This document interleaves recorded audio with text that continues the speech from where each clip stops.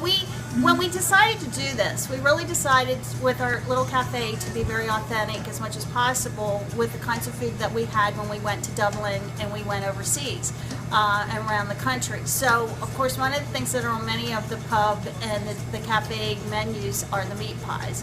And we started a couple years ago doing one but we were using commercial pastry dough. And I felt very comfortable that we were getting the insides right.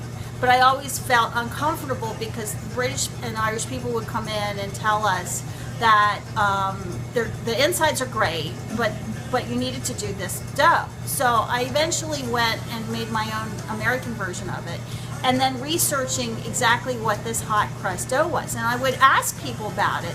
And I even got this, oh my gosh, my mom does it. If you can make it, I'll buy it from you, because it's really kind of labor intensive, and it throws everything you know about making pastry on its head.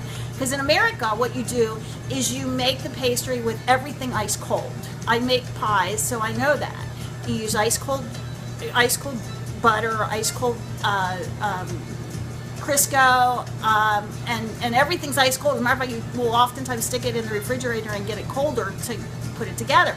With this, you make everything hot, and you take the fat and the liquid and boil it, and then dump it into the flour, and you mix it all up, and you get this gelatinous, weird, hot, slimy kind of weird thing that I thought, this is never going to work. But when you put it in the refrigerator and it cools off, it becomes this really interesting, very sturdy pastry dough that works for these pies. And it makes a very solid product so that the pie can be freestanding, and not only that, you get that authentic, very buttery, very crispy kind of flavor when you go to eat the pie. And it really has taken the pie to a new level.